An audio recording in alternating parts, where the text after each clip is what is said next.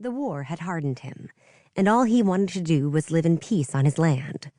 On the rare occasions he saw Mr. and Mrs. Hartman, Harry's daughter was never with them.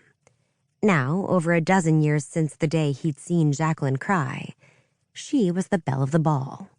She was long into marrying age at 21, and her father and stepmother seemed set on the idea that she find a husband tonight.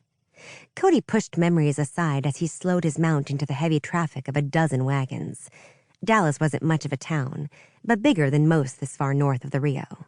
He stabled his horse across the street from the St. Nicholas and stomped through the mud, suddenly in a hurry to get his chore finished. He planned to propose to Miss Hartman whether she was pretty or homely, something he never figured he'd do. If she needed a husband, he could handle that job. He was about to walk into some elegant ball wearing worn clothes and ask a girl he'd never spoken to if she'd be interested in marrying him. He didn't want a wife, but he'd treat her right. Talk to her now and then, finish building the house he'd started years ago. Take her to town once a month whether they needed supplies or not. With the land she'd be getting when she married Cody, he'd be able to grow his herd. Otherwise, he'd have to pack up and move farther north to expand. Marriage seemed less trouble than moving beyond the fort line into Indian territory.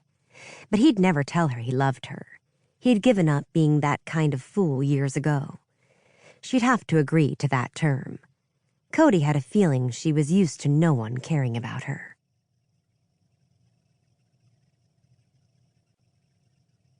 Chapter 2.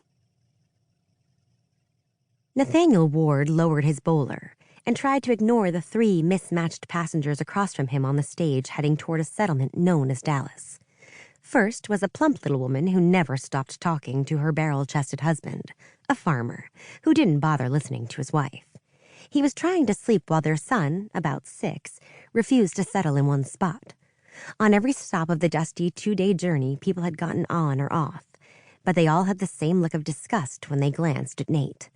Maybe it was the hat. Nathaniel decided.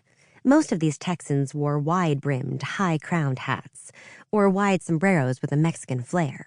No one but an Easterner would wear a bowler in this wild, windy country. Of course, their frowns might be because Nathaniel hadn't had a bath in a week. Or maybe it was the bloodstains on his coat.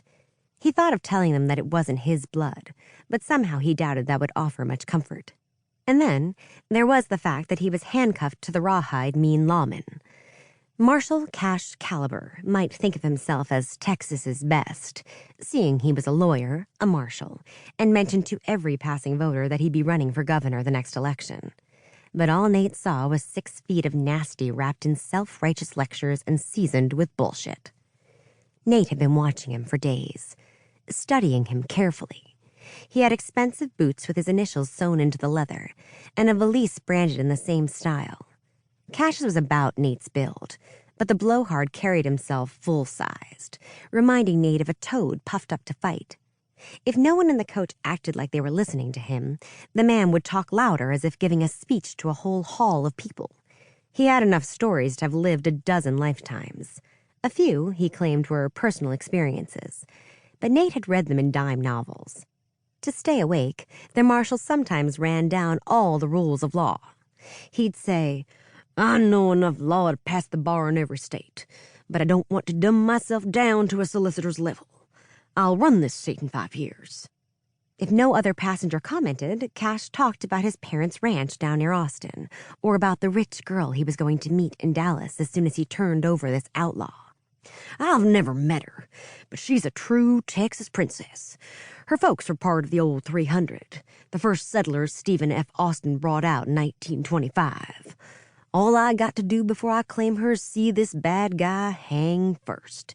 Duty before pleasure, I always say."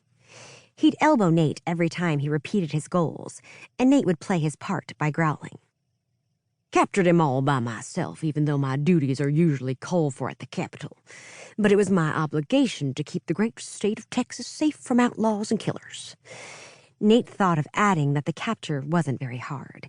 He'd been sitting on the steps of his burned theater trying to drink himself to death when Cash marched up, pulled his gun, and arrested him. Nate noticed Cash wasn't the brightest of men. For one, he never allowed anyone else to talk, and two, he hadn't figured out that Nate wasn't the outlaw he'd been looking for.